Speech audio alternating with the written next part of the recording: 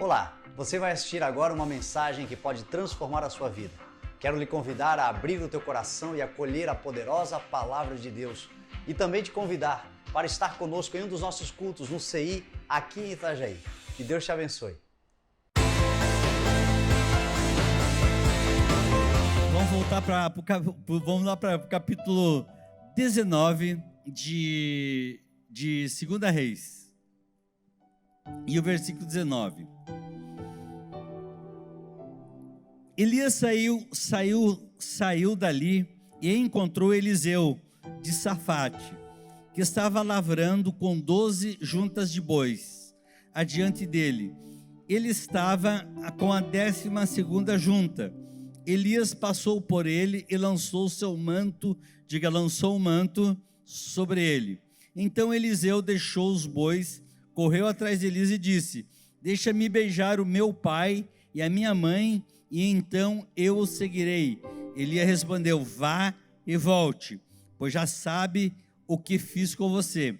Eliseu voltou para trás, pegou a junta de boi, os sacrificou, e os equipamentos de bois, cozinhou a carne e deu ao povo, e eles comeram. E então se levantou e seguiu Elias.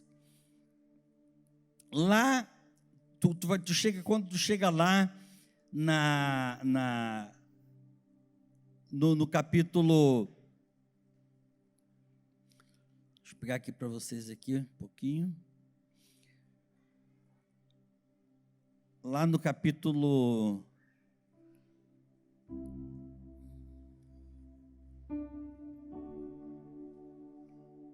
dá um minutinho aqui que eu acabei me enrolando aqui.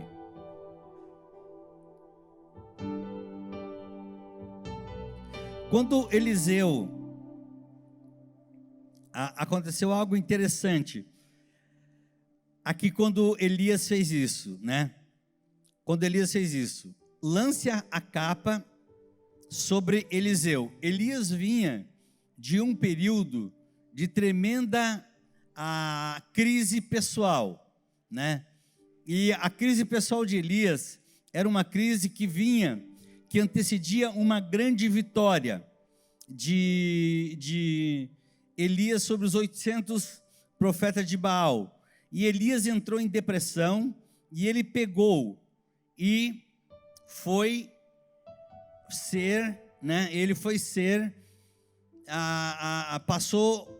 foi para o deserto, para que ali ele ficasse escondido. E é interessante o que antecede aqui, né? Porque Elias entrou em depressão, e muitas pessoas não entendem que um pastor, ele pode ter o seu dia mal e ter o seu dia de depressão.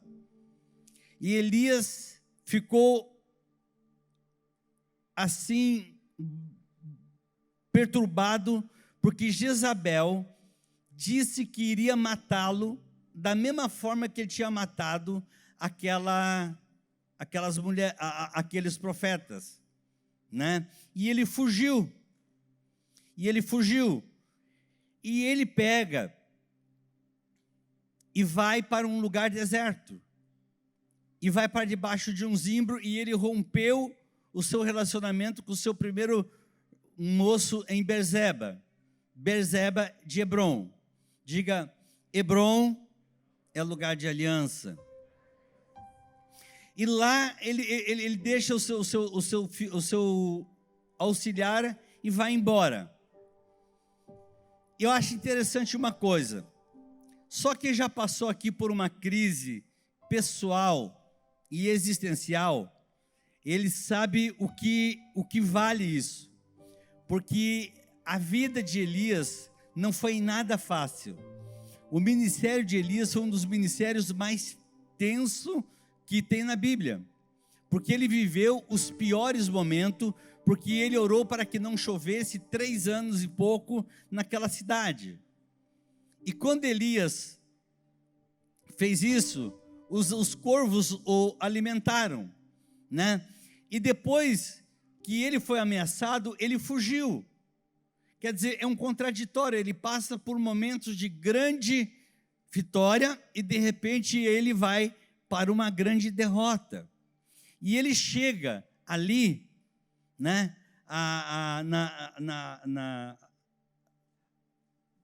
no deserto, e a Bíblia diz que Deus manda um anjo, daí já não é mais um corvo, é um anjo, 2 vezes, para levantá-lo e manda até Sarepta. Agora, primeiro Deus deixou ele 2 dias dormindo. E se você pegar qualquer psiquiatra hoje, pegar uma pessoa com um nível de estresse, ele vai te dizer, a primeira coisa que ele vai te dizer, você precisa recuperar o sono e a alimentação. E foi as 2 coisas que Deus permitiu que acontecesse com Elias. Ele dormiu 2 dias seguidos, para andar mais 2 dias seguidos, até o Monte Horebe, que era o Monte Sinai, que era o monte de Deus. E lá ele entrou numa caverna.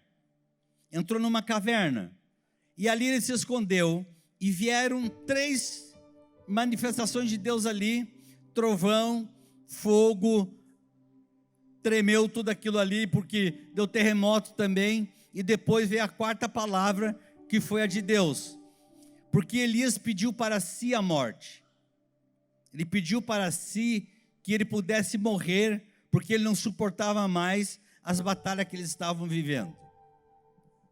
Eu sei muito bem o que é batalha, eu sei muito bem o que é viver momentos de guerra, né? Eu passei o ano de 2020, nós temos o pastor, o Gessé, que é filho do pastor Rude, uma profeta chamou ele, e entregou tudo como é que seria o 2 anos de 2020, e ele anotou, mas ele disse que não teve coragem de vir me falar, porque achava que não tinha nada a ver aquela profecia, e todas as coisas que foram ditas por ela, aconteceu em 2020, e 2020, nós vivemos várias perdas de pastores, nós sepultamos pastores, nós perdemos pessoas íntimas, eu perdi o meu pai agora no início do mês no ano agora de 2021, e tudo foi feito segundo aquela palavra profética, e muita gente associou aos acontecimentos a uma maldição dentro da igreja. Agora, o engraçado é que todo domingo 15, 20, 30 pessoas aceitam Jesus. Posso ouvir um amém? Então eu não sei que maldição é essa, e eu não sei como é que tem crente tão cretino, até combina, que ele é capaz de usar da morte de uma pessoa para atacar a noiva do Cordeiro. Porque quando tu ataca a igreja, tu não está atacando a igreja, tu está atacando a noiva do Cordeiro. E isso é muito grave, porque tu não está mexendo com o pastor da igreja, tu está mexendo com Deus, tu está mexendo com coisa sagrada. Porque se assim fosse, a igreja de Atos, ela não tinha qualificação nenhuma. Eu estou introduzindo a mensagem, tá, gente? Não estou saindo do texto. A igreja de Atos seria a pior possível. Tiago foi jogado de cima do templo, né? Estevão foi morto apedrejado. As mulheres eram tiradas de dentro de casa com criança decapitada e morta. E o principal ator, que era Paulo, ele se converteu no caminho de Damasco, indo atrás de pessoas para matar. E eles não associaram isso à maldição, eles associaram isso à perseguição do maligno. E em todas as eras da igreja, que a igreja mais cresceu no mundo, foram eras de perseguição. Às vezes a igreja está muito quieta, e Deus decide mexer com a igreja, porque quando eles perderam Tiago, a Bíblia diz que Pedro foi preso também, só que também conta que a igreja começou a orar incessantemente por Pedro, eles pensaram, nós perdemos Tiago, mas nós não iremos perder Pedro.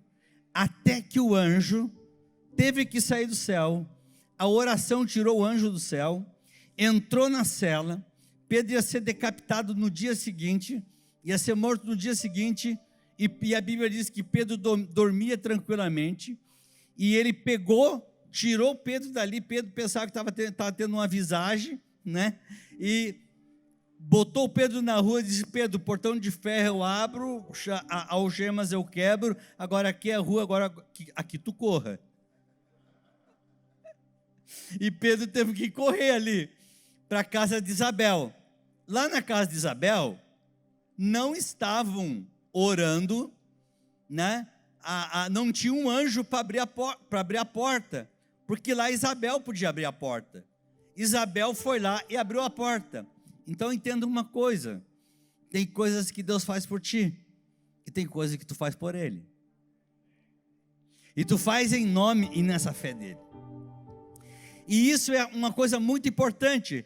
A igreja, ela era uma igreja que entendia o momento de luta, ela entendia o momento de tribulação. Aí, ao invés delas se reunirem para fofoca, ela se reuniu para orar, incessantemente, até o céu descer para abençoar a vida da igreja. Posso ouvir um amém? E graças a essa oração, eu e você estamos aqui hoje, passando as nossas guerras, como foi cantado aqui, lutando as nossas guerras, batalhando as nossas batalhas. Para cada tempo e para cada uma época existe uma batalha, e sempre ela vem com o intuito de desmoralizar e retirar a autoridade da igreja. Sempre, todas as vezes. Nenhuma delas é para levantar a moral da igreja, mas é para baixar a moral da igreja. Perguntaram para um determinado guerrilheiro, numa discussão que eu estava junto até, eu disse: tá, mas por que vocês matam civil? Matam civil. Daí eles disseram o seguinte: nós matamos civil, porque quando um cara civil morre, baixa a autoestima dos soldados verdadeiros.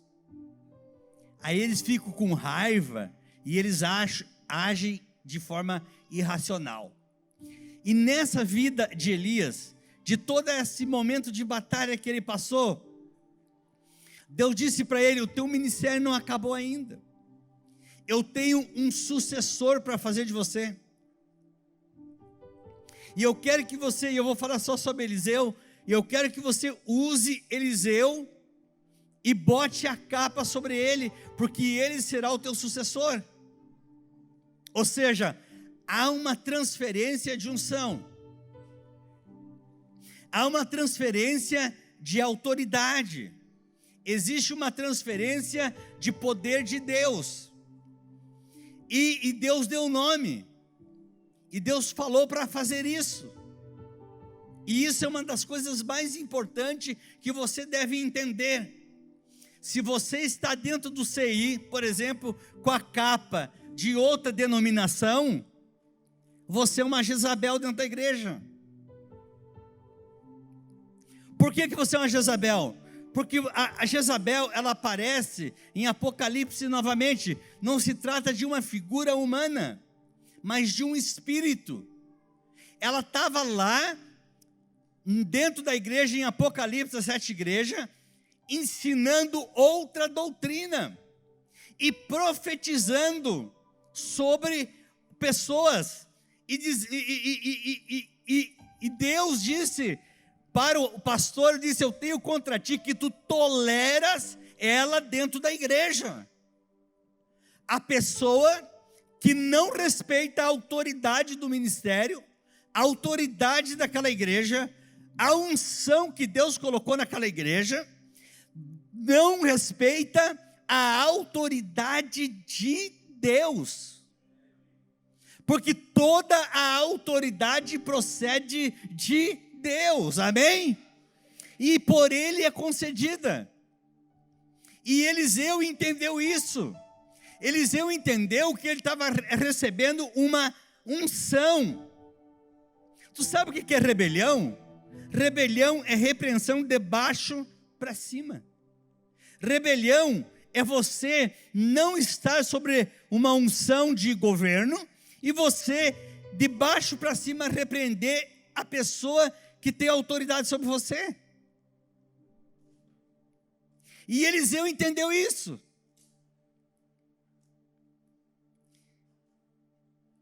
E em seguida, aconteceu algo muito interessante. Eliseu grudou em Elias. Eliseu grudou em Elias. E eles estavam em Gilgal. Gilgal é lugar de aliança, é lugar de paz, é lugar de promoção. E ele disse: eu vou a Jericó. Eliseu pode ficar aqui em Gilgal. Ele disse, aliás, primeiro ele disse: eu vou a Gilgal. Eliseu disse: eu vou junto. Disse: não, pode ficar aqui. Não, eu vou junto. Eu vou a Jericó. Eu vou junto. Não, mas tu pode ficar aqui. Eu vou a Betel. Eu vou junto. Tu sabe, queridos, há pessoas que elas andam junto com a gente. Não porque nós somos perfeitos. Não porque nós somos pessoas que somos maravilhosos. Eu não estou casado com a Suzy, porque a Suzy é a mulher mais perfeita do mundo, e nem ela comigo, porque eu sou o homem mais perfeito do mundo, apesar de eu achar que ela está enganada. Isso é que nem o cara que passou na frente da livraria, os 3 homens mais perfeitos do mundo. Ele disse: eu vou comprar para conhecer os outros 2. Então, ela anda porque ela tem uma aliança. Nós andamos juntos porque nós temos uma aliança. Os pastores que andam comigo, eles andam comigo porque eles têm uma aliança comigo. Porque o manto, ele tem o símbolo de unção. Ele tem símbolo da autoridade. E quando Deus coloca autoridade sobre a vida de uma pessoa, tu pode espernear para onde tu quiser, mas não adianta. Deus está com aquela vida. Jacó era uma tribulação, como dizia o bispo Samuel, mas Deus escolheu Jacó e botou o manto sobre ele. Deus escolhe quem Ele bem entende para fazer o que Ele quer, e você não mete o teu nariz e não mete a tua mão, porque senão sobra para você. Aprenda a respeitar a autoridade, aprenda a respeitar o manto sagrado, aprenda a respeitar unção divina, aprenda a respeitar ordenação, aprenda a respeitar pessoas que Deus botou na vida delas algo diferenciado. Tu pode não concordar e tu pode não reproduzir. Eu cito pastores que eu conheço daqui, eles têm um ministério que eu não reproduzo, mas jamais eu duvidaria que Deus colocou esse manto na vida deles. Eu não posso fazer isso, porque os frutos deles são reconhecidos. Isso é importante. Isso é importante. O segundo ponto, ele disse: eu vou para agora, para o Jordão. Eliseu disse: eu vou junto. O andar junto, ele te dá algo muito interessante. As pessoas se tornam parecidas e com pareceres iguais sobre praticamente todas as coisas. E quando eles chegam no Jordão, ele pega o manto, Elias, e toca no Jordão. E a Bíblia diz que o Jordão se abre. E quando eles passam o Jordão, Eliseu disse: realmente ele é um chamado, realmente esse homem Deus chamou para ser o meu sucessor. Ele me perguntou: o que tu queres que eu te faça? Eu quero te fazer uma pergunta nessa manhã. O que tu quer que Deus faça na sua vida?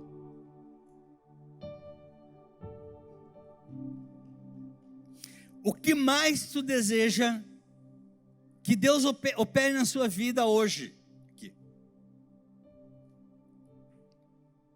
Qual é hoje o maior desejo que está dentro do teu coração? O que mais te chama atenção? O que mais hoje mexe com você?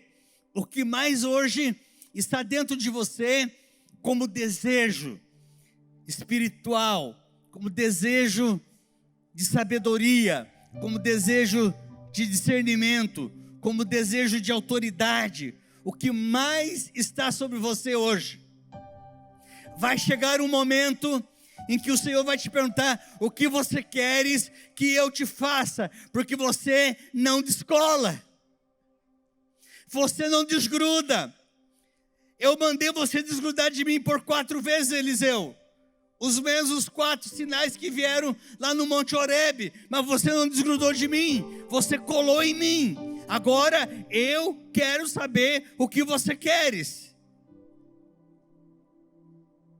Aleluia. Essa manhã há muitos mantos preparados aqui dentro da igreja. Há muitos lugares, há muitas pessoas aqui que o Espírito de Deus escolheu para derramar uma porção sobrenatural, uma porção fora do natural, mas algo que vai marcar a história de muita gente. Eu quero dizer a você, um dia o bispo Samuel chegou para mim. Ele era pastor, então me chamou para pregar na igreja, um jovem, e naquele dia eu preguei, e 40 pessoas foram batizadas no Espírito Santo. Ele olhou para mim: o que você é na igreja em termos de ordenação? Eu disse: eu não sou nada. Ele disse: tu quer que eu te consagre? Tu quer que eu te faça pastor? Eu disse: eu quero. Aleluia. Ele disse: tu vai ser pastor, e tu vai crescer naquela cidade, e tu vai crescer em muitos lugares. E eu peguei para mim essa palavra, porque quando um homem de Deus abre a boca, ele nunca abre a boca no vazio, ele abre a boca para anunciar aquilo que Deus tem para você. E hoje eu estou abrindo a boca, perguntando para você: o que Deus quer, o que tu quer que Deus faça na sua vida? O que você quer, Fernando, para os próximos 10 anos? O que vocês querem para você ir para os próximos 20 anos? Aleluia. Eu vou reproduzir essa palavra, porque ela está muito forte no meu espírito. O que você deseja daqui a 10 anos, daqui a 20 anos, o hoje mesmo, o amanhã, ou a semana que vem. O que você deseja, o que você quer que aconteça na sua vida. Eu estava fazendo uma live de oração. Nós fizemos todo dia às 21 horas no meu Instagram, né? Coloca aqui para mim, o pessoal ler, @Bispo Flori Ramos, né? Me segue lá. Eu faço uma live de oração, e no dia da live eu disse: você que está entrevada em cima de uma cama, derivado do Covid-19, eu quero te dizer que Deus vai fazer um milagre na sua vida. E de repente a mulher ouviu um alarido dentro do quarto, e ela não entendeu nada que estava acontecendo. Ela correu para dentro do quarto. O que tinha acontecido? O marido dela, que estava entrevado em cima de uma cama, derivado do Covid-19, ela disse: eu ouvi o que o bispo falou, e eu tomei posse sobre a minha vida, e eu estou saltando aqui, porque eu acabei de ser curado em nome do Senhor Jesus. Aleluia. O que você queres que Deus faça na sua vida. Não há impossível para Deus em suas promessas. Não há impossível para Deus em cima de suas promessas. Se Ele prometeu, Ele é fiel para cumprir. Elias disse para Eliseu: dura coisa me pediste. Agora vai acontecer um negócio. Eu joguei o manto sobre ti. Agora, se tu enxergares eu ser levado,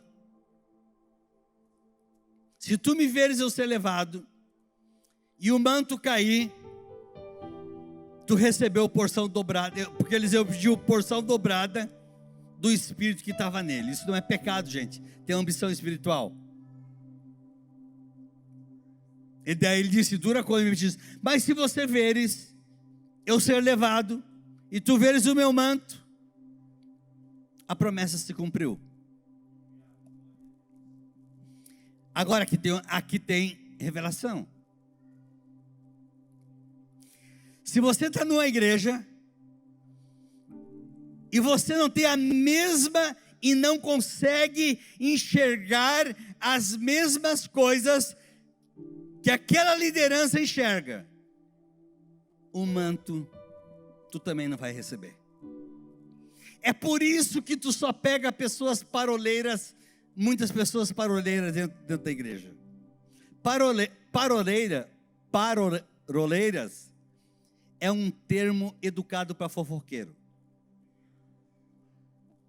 É por isso que você pega pessoas fora de órbita. Eles estão fora de uma visão.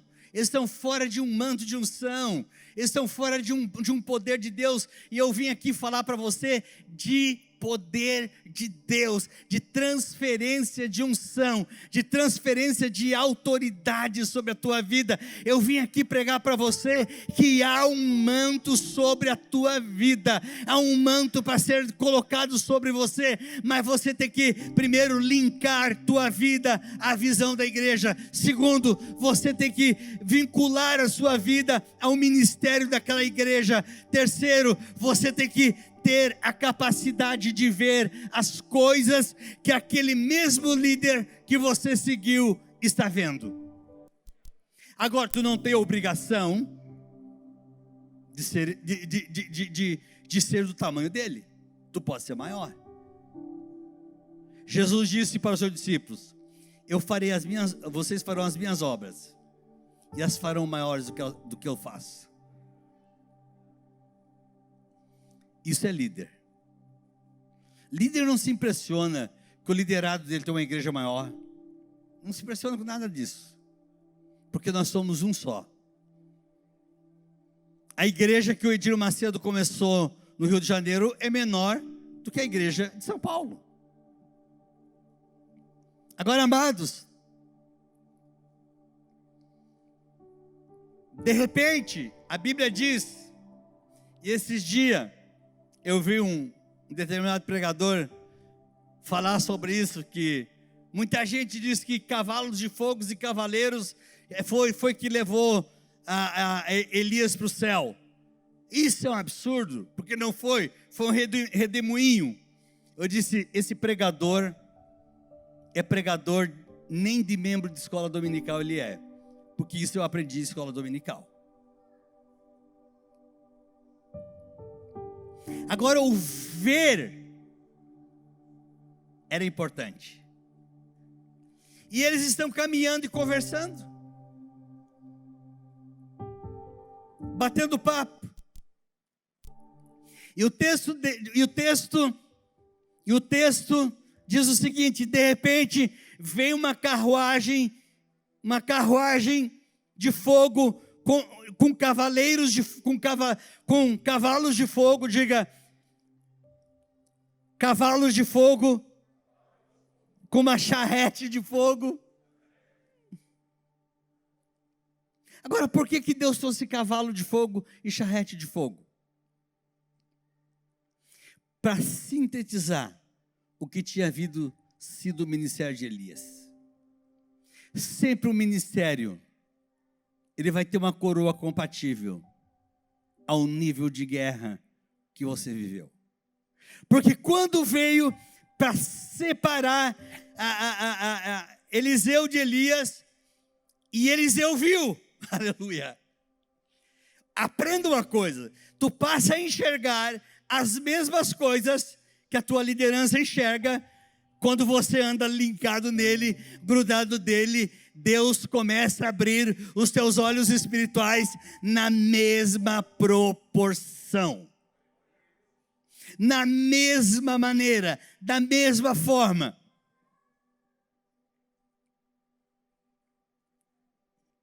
Até onde você quer enxergar?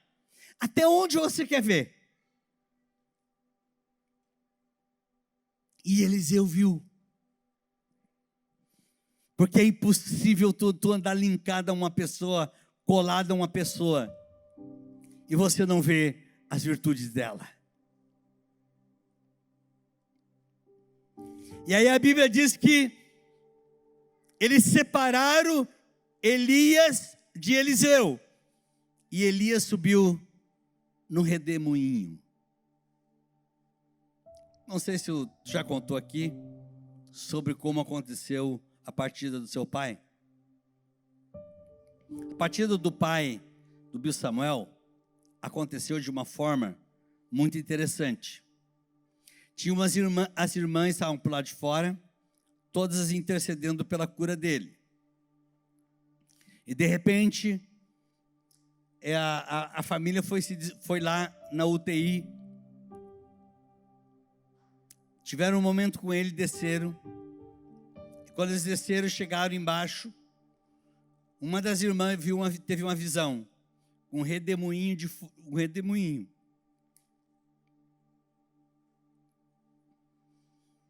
Saiu de dentro daquele hospital e começou a levar alguém.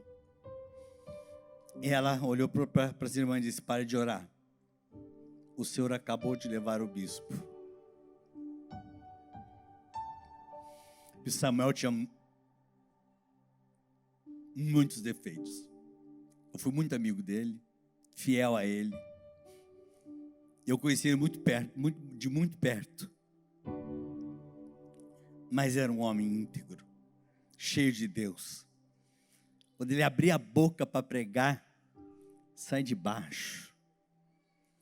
O pregador mais apaixonante que eu conheci na minha vida, em toda a história da minha vida, foi o pregador mais apaixonante. E aqui aconteceu a mesma coisa. O cavalo e os cavaleiros apenas separaram Elias de Eliseu.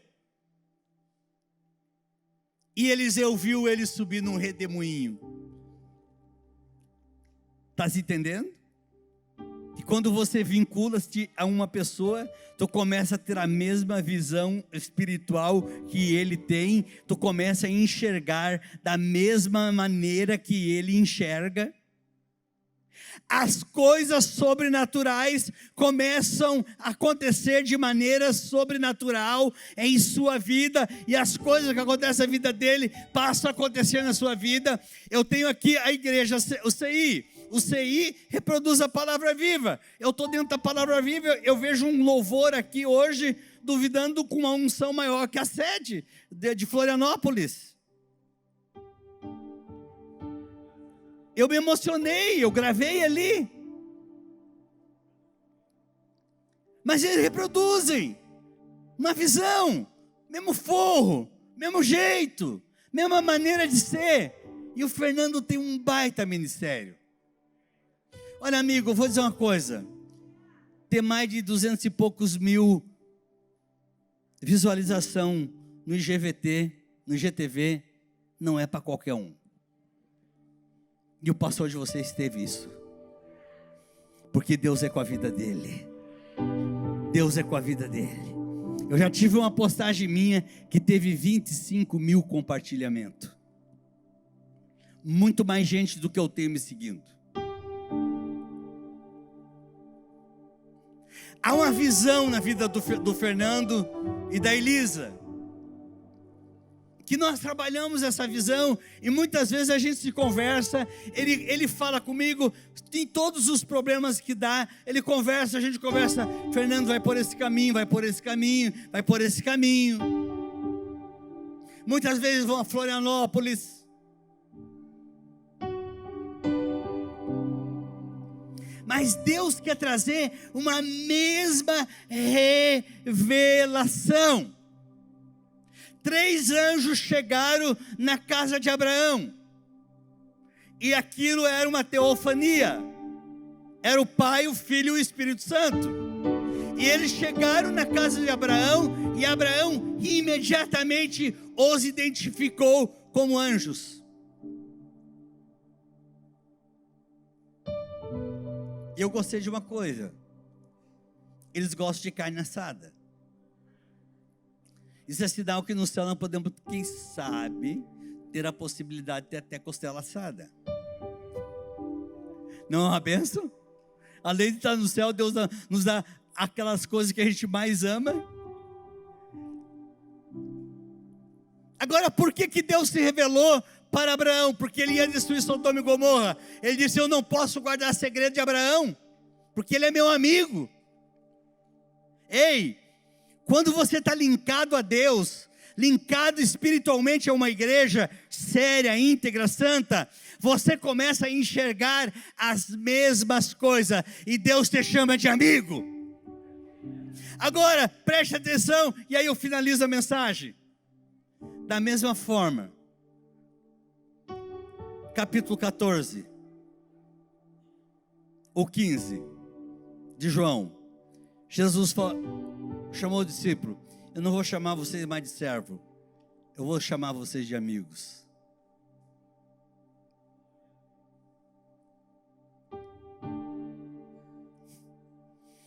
E porque eles andavam grudados com Jesus. Quando você anda grudado, vinculado à liderança, e Jesus naquele tempo era uma liderança humana. Ele era homem perfeito, mas ele era uma liderança humana. E eles grudaram em Jesus. E Jesus disse para eles, não se turbe o vosso coração, porque na casa de meu Pai há muitas moradas. E se não fosse assim, eu vou-lhe teria dito, eu vou e eu vou preparar lugar para vocês, para que aonde eu estiver, vocês também estejam. Tu sabe o que isso significava? Uma declaração na antiguidade de casamento judeu. O noivo chegava na casa da noiva e reunia a família, e ele dizia, se tinha morado na casa de meu pai, tem muitas moradas, mas se não for assim, eu vou e eu vou preparar morada, e quando eu voltar, eu vou levar você, para que aonde eu estiver, você também esteja. Deus vai te levar a um lugar que você jamais imagina que você vai chegar, mas você vai enxergar exatamente como a liderança daquela igreja enxerga, a forma que ela enxerga, do jeito que ela enxerga. Você crê nisso? Você crê nisso?